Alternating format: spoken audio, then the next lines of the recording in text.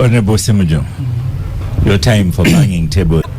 Uganda Law Society is arguing that when you have the Attorney General and Solicitor General as a member of one of the organs in the Law Society called the Council, they are undermining the independence of that institution. For me, that's the big argument. Yes.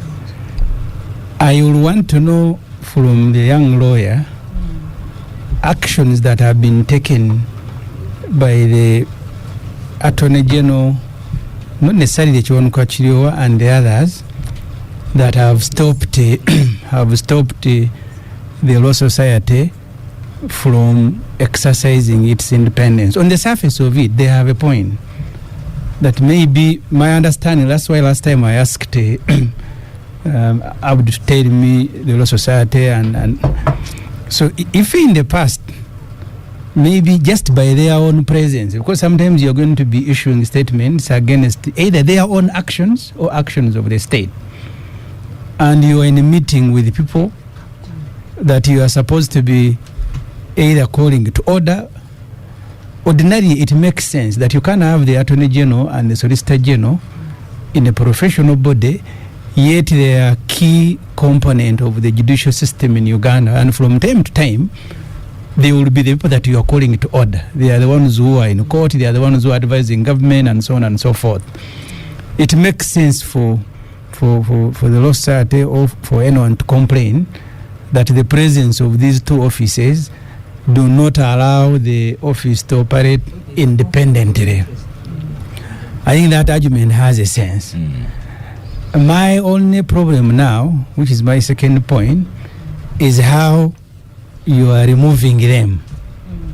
That you pick an act, you pick a law, and by your own decision you say this particular provision in the law goes against the Constitution, and the Constitution said anything that goes against the Constitution is null and void.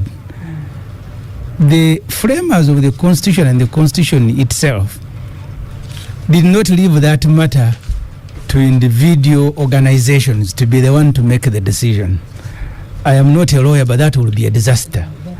Because even in Parliament, I will go and say this particular provision of the Administration of Parliament Act goes against the Constitution, it is null and void. I am therefore declaring it. I am not a lawyer, but I want to look it from that angle. That the point you make, I support it 100%. Because why should the Attorney General and Solicitor General be part of a professional body that should look into their own conduct and decision that they make on behalf of government and advice and so on and so forth? But for you to sit and remove them the way you are removing them, you are not acting like a law society. Can I answer that? No, you prepare yourself to answer later. You are acting like a mob that you can, you see, my political life, I have learned many things. Within the FDC, General Muntu, under his presidency, I learned many things from him. I told you, Oscar, here, we went to Kasese for a by-election. I arrive at a polling station where the military is voting from, and they are not following any law. I pick the Benson personally, and I stop the voting. Muntu stood far. He called the Electoral Commission, he called everybody. They went into a meeting, and later he told Chiyonga, who was the Minister for Defense, that even military people have a right to complain if things are not happening the right way. But they don't have the mandate to sort out issues of election. Someone else has the mandate. And he was speaking about the military, but he was also speaking about me, because me, I sorted them immediately. I came and found chaos. I picked the Benson, I took the ink, and I said, there is no voting here. They wanted to shoot me. I said, you can go ahead and shoot me. For the next 30 minutes, there was no voting. So I ran, because you keep running if you're a human being.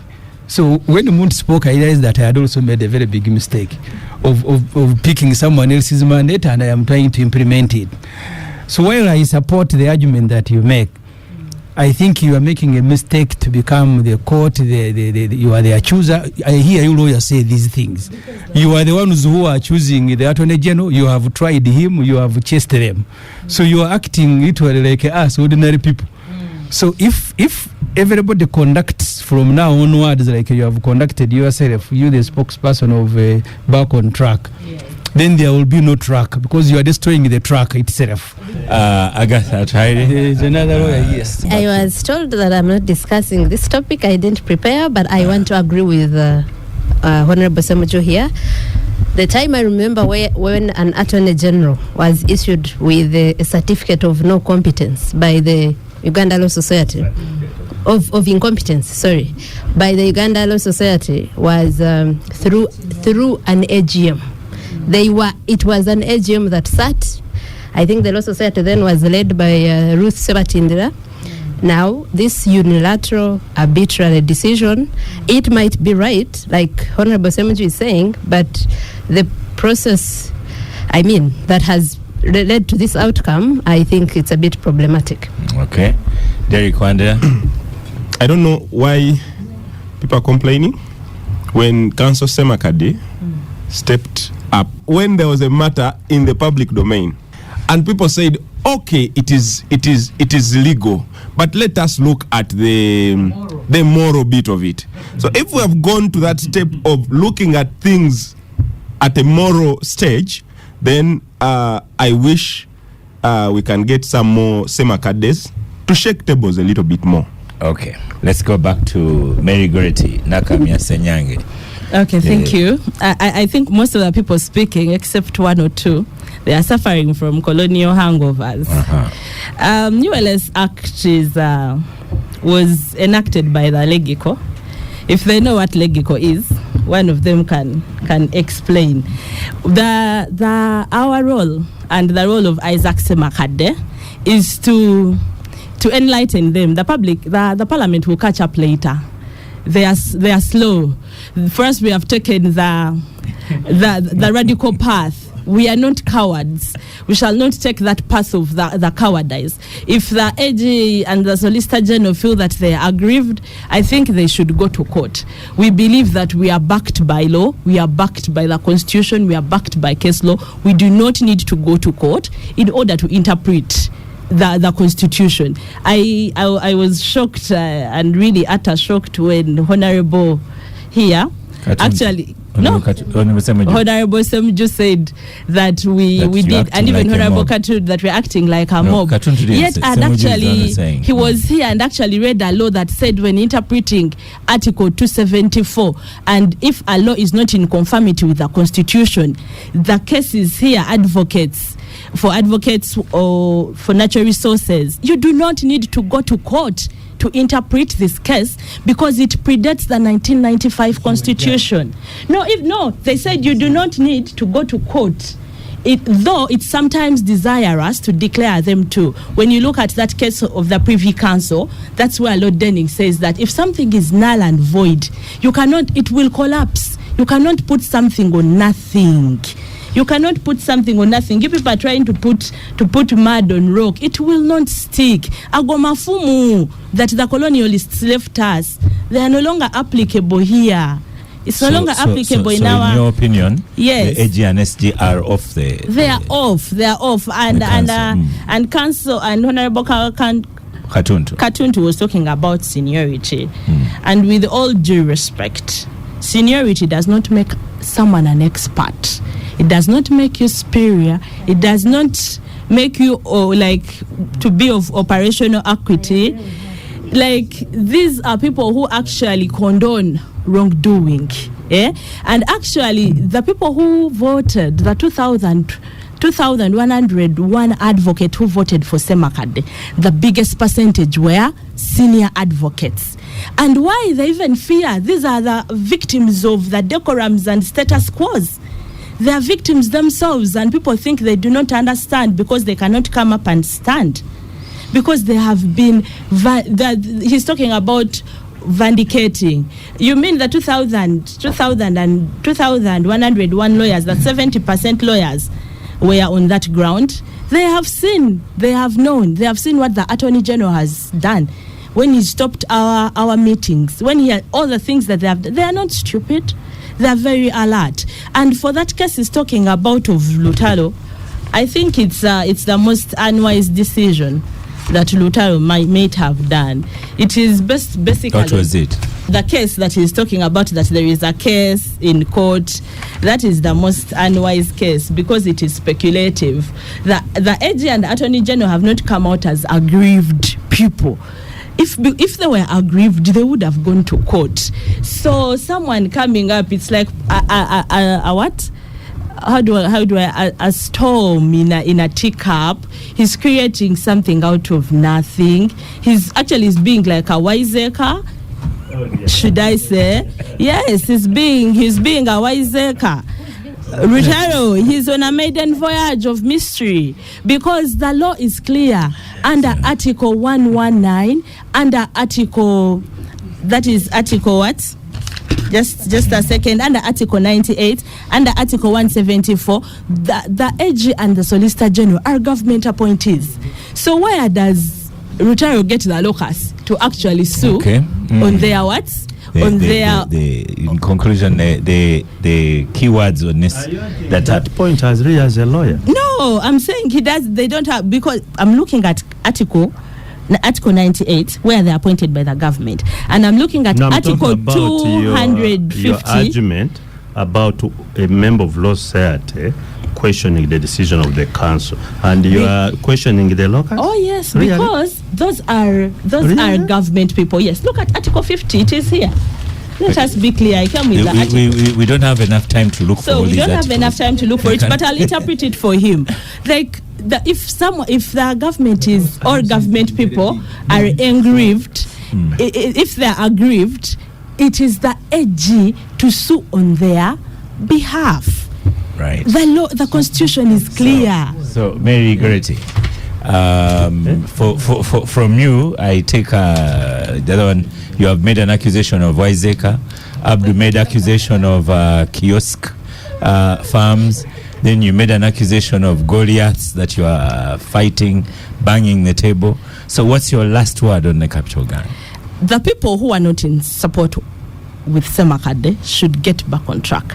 They should get on board because Semakade's mandate is the David of our time. We've given him the mandate, and for he's coming up for transparency, accountability. He's fighting for the doctrine of purity. It is what he's basically looking at. And for the people who have been benefiting from the ziggy-zaga, it's high time they get straight. Okay. That is what I can tell them. He has come. This is Isaac's time. Semakade for now, legal rebel for now, and he's going to act. And the action has started.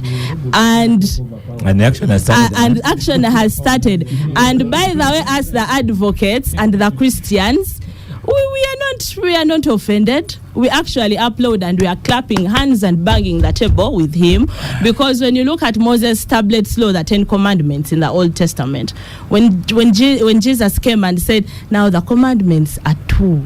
So he's modifying the law, and we should go with it because it's in conformity with the law, it's in conformity with the Constitution and all the international principles. Thank you. Thank you. Thank you so much, Mary Gerety Nakamya Senyange, who has appeared as a spokesperson of the Back on Track think tank, which supports Isaac Semakade, and she spoke on the legal merits and impacts of banging of the Executive Order RNB number 1 2024, sacking the AG and SG from the council. So which minister persuaded them to plead guilty? Sometimes they do it because they are holding on to people for a very long time and they want to abandon them, but they will want victory even as they do this. So one way of registering a victory on part of government, because they don't want to appear like they are arresting these people for no reason, you make them confess and then you release them. Then you will not accuse government of rounding up people, of disappearing people, subjecting them to military court and so on and so forth. Sometimes it is the intention, but sometimes they genuinely want to hold on to you, and the only way they can release you is by you confessing. Because for these people were picked in November 2020. May 2021. Wow. Nearly 3.5 years later, and they are appearing before a military court. Even a military court cannot hear the case and sentence them if they have committed the crime, because the military court is not different from an executive order. They will issue it, but the fact that they haven't tried them and convicted them tells you that actually they have no evidence to present against them. But they are not in this. Staying in prison is a very difficult thing. Alan Sewanyana and Seginya went to see them, and I think at one time Alan Sewanyana was suffering from a very serious depression. They had started bathing him like a kid. He couldn't even know where the facilities were. So once they subject you to that torture mental, you don't know if you'll ever come out of prison. And then they make an offer to you that, okay, you confess, then we'll release you. So I think that's what these people have found, that there is no chance that we'll get out. Because the Kabazuguruka case, the Honorable Kabazuguruka, former MP Nakawa, was being tried that he wanted to kill Mr. Museveni. And then he went to court, and the court said, the constitutional court, that you cannot try civilians in a military court. All these fellows are civilians. And they are saying they found them with the bombs. The same accusation they made against the Honorable Kyagulanyi in Arua, that they found him with a gun. Segona was even more interesting. When they took him to Bundubujo, where he was supposed to have been recruiting rebels from, first he can't speak the language there. Then they brought some fellows for a parade identification, and they said that's the guy who was recruiting us. And he told him, first, I have never been to Bundubujo, but two, I don't even speak and understand their language. So, in which language was I recruiting them? But you can't communicate. So Museveni does these things. I don't know whether he wants to make a step backwards and have a way of releasing and concluding this story, or maybe some people in his government are helping him to do that. But otherwise, people shouldn't. They never committed this crime. When I walked to work in 2011, I was picked in Banda, and the charge by an investigating officer, who by the way comes from Ruengo, he had put terrorism. He found me working with a bottle of mineral water, arrested me, and then I go to Nakawa, and the charge in the morning was terrorism. Along the way it changed it to disobeying lawful order and public nuisance. No, they were both. But the guy had said I had committed terrorism. And if the DPP wanted me to continue, because the intention is to keep you in jail. So I sympathize with them, but I understand why at some stage they can break you down, and then you say, okay, I committed the crime. You agree with Honorable Ssemujju, Agatha? Yeah, to the extent that I do not blame them, which is the mistake many people make when we are condemning this. You know, you're coercing people, keeping them in jail for 4 years until they admit crimes they didn't commit. So people would say, oh, you guys wanted them to remain in jail. Some were accusing NUP and some of us, the activists that have followed this case, for eating from it. We wanted them to remain in jail because we were eating from it. And I even saw people I once thought were sensible people and lawyers saying something like that. And for us, I wasn't actually saying that Olivia shouldn't have. I have interacted with Olivia so many times. Who is Olivia? One of the prisoners? Olivia Altaya. She's the only lady of the 32. And I have seen her cry that she hasn't seen her children. I have seen her cry that she wants her auntie to bring her 7-year-old son to prison. And I've seen her cry hearing the toll it takes on her son and say, kati mumureke bambi ngena muraba wendi viramu. So I cannot blame her. I have seen her say, but why do they even bother us? Why do they take us to the court martial when nothing is going to happen for 4 years? And maybe not 4 yet, but when if I count how many times they've gone to jail in like the 40 months, it must be more than 40 times, because sometimes they call them every month. Sometimes they come, the court is not sitting. Sometimes their relatives come, because the military will know when the court is not sitting, so they are not bringing them. No one has informed their relatives. They come. These are relatives that are not even allowed in the court, in whatever. It's not a court per se, because that Kabaziguruka case that Honorable Ssemujju alluded to did not just say do not try civilians. Said this is a what? A tribunal to discipline, not a court. At the end of the day, I don't even think that their change of plea is what's the word? Is illegal. Like, it's void. You already you are in a court that is illegal. So us who are worried about the consequences, the implications of that, a criminal record has consequences, because you are going to have problems looking for jobs. You're going to have stigma, because you actually admitting that you committed treasonous acts like that, like an offense that would ordinarily attract a death sentence. So maybe we shouldn't even worry, because there's a judgment that says this is not even a court in the first place. Just to say null and void. Yeah, it's null and void. But the problem, is Oscar, that and that's where, when I see what Semakade is taking the Attorney General through, I don't feel so bad for him. He appealed this decision of Kabaziguruka and didn't just stop there. Yet he knows that's wrong. As a lawyer, of a senior lawyer, as Honorable Katuntu likes us to add.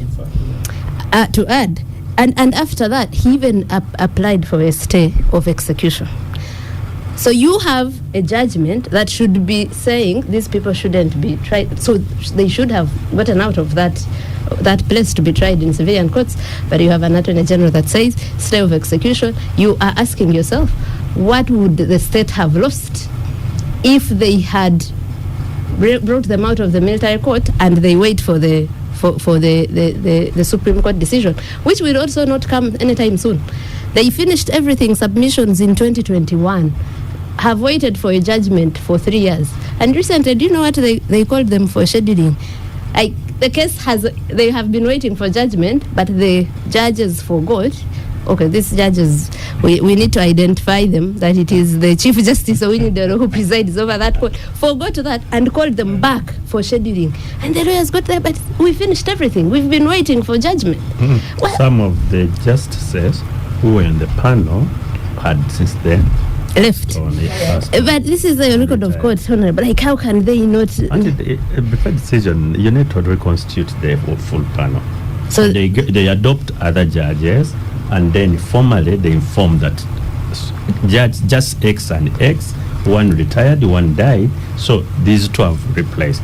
But that say it can't be a reason at all to have such an important decision. Take years. This time. It is inexcusable. But also, if you could help us with a stay of execution, is supposed to be about balance of convenience and all. How on earth do you say that I would rather leave people rotting in jail as I wait for the 10 years that it will take to hear the Court of Appeal than have them out? And you do, banging the tables, by the way. And on that case, I don't know why Semakade hasn't banged the tables yet. I will now cheer him on that one. Excellent. Okay. Yeah. Lydia. The whole unfolding is like maybe a test on the rule of law, and it's a very serious matter. Now, for Balaam, I think it's also part of the politics, but also to show that he's doing his work because most of these people are young people. These are youth. So for him, he was like, whether you are in prison or not prison, I'm a minister for the youth. But he's doing his... I don't think it's fair to even discuss what Balaam's role is, but because you'd be expecting something, what he is. That's Balaam. That is him, and I think to expect him to do outside what he's doing, I think you want to redefine his character and also what he is. So you leave him... making himself as the one who tells the courts what to do. But that's what he is, and therefore we should focus more why courts should allow a chivulu to even meddle in its space. Or if it's not a court, I mean, where have these people been since 2020 or 2020? Where they've been? And for someone who has been in a place that is not maybe defined in coastal law, like you are saying, and they have families, they have young children, I think you've been pushed to the wall. You've been pushed to the wall. It's as good as being denied the food, and then anything that can make you breathe or live, you can eat. Then you say, why did you eat this? But you are having your last breath. I don't know whether the people that had taken over fighting for this people's space should have done it. I remember I think in the CA, I don't know whether it's happening in the 11th Parliament, there are things that are supposed to be good. Good is good and wrong is wrong. So we used to have people, let me give an example of people like Ben Wacha and the late Sidi Ogwal, who were known to be opposition people, but they had very good national patriotic ideas. But because what was coming from them, it was likely not to be taken on. They used to go look for the Wanyotos of that time who seemed to be aligned to the system. And then what is good passes for the country. I don't know whether Katuntu, you are getting my point. Therefore, even one time Agadi told me, Agadi, he died later. Yes. He said, we're up in the canteen, we're going for an afternoon debate. Then during lunch, we were discussing over something. They said, that's a good point, but don't say it. Let me go and say it. Yeah. So my story is coming that if these young people exactly were genuinely being arrested for the misdeeds they had, maybe they should have been clever and had people to remove them who are not political chest thumpers. Maybe they would have received they should have received their freedom earlier. Yes. That is my own take on that. Abdul, you may have to conclude this. Of course, everybody knows that just delayed is just denied. Can any reasonable person walking on the streets of Kampala say these people have gotten justice? No. I mean, there are things, and I remember saying it on the floor, that we are not having an academic debate. We are talking about real life and real individuals. People with families, people with families, people with children, and people with real homes. Some of them breadwinners, and they are locked out, and everybody walks and he says, well, he's a judicial officer, because I want to imagine that even at the army, people presiding over judicial officers, if I may put judicial officers in quotes, you walk every day, you leave your home that I'm going to do the job, and instead you become an agent of injustice. It's painful to anybody. It's painful. And the issue which I have taken with the judiciary, the Orthodox judiciary, they should sort out this matter once and for all, and yesterday, not even today. Whether the court martial has got powers and jurisdiction to handle civilian matters. That thing should be sorted out, because we cannot have this every time we're on radios, televisions, on the streets. No, it has been resolved at the Constitutional Court level, but the Attorney General appealed to the the Constitutional Court of Appeal, which is the Supreme Court. So that's pending. For 4 years.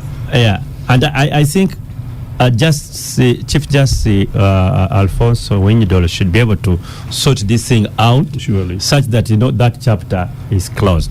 But let me conclude like this, Oscar, about the pleas and so on. In 1971, the UPC government was overthrown by Idi Amin. My father was a senior officer of the General Service Unit, and all of them were required to report to the police stations around Kampala. They used to report for a week. They would report and get them released. Then after 5 days, when they all came, were like rounded up and taken Luzira for like 3 weeks. Just lodgers in Luzira. After that, they were actually the number was 660. Afterwards, they were all rounded up and they were incarcerated in Mutukula, all of them. That included even the then director of CID, the late Hassan, who was a Ugandan or Pakistani origin, and most of the senior officers. Within 9 months, they had killed 500 something. Within just 9 months, massacred. So, around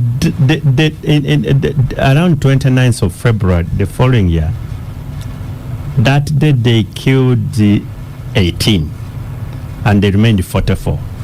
When they killed 18, then Deutsche Welle, which was the voice of Germany, picked it, and it went all over the world that Idi Amin had massacred literally all the general service officers, including the senior CID officers. That's I think when they had just killed Hassan and so on.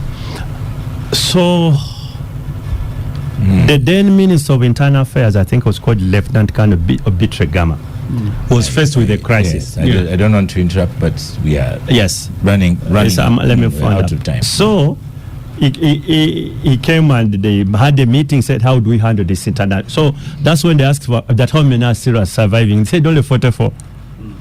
So now what we do, we release them. So they called the 44 to Kampala, and including, of course, my father. The only 2 are surviving. Professor Kwesiga Oyuri and another gentleman called Rujojo is Muchiga, I think, somewhere there, of all the 44. So they called them and said, we are going to give you freedom, but we are going to call the press and said that the rest of these guys, your colleagues, had escaped to Tanzania. You know, Mutukula is the border of Tanzania.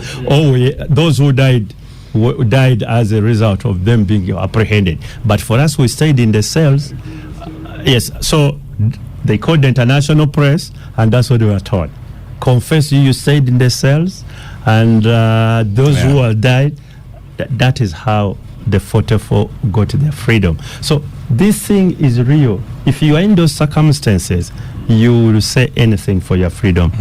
Thank you for that narration, very touching.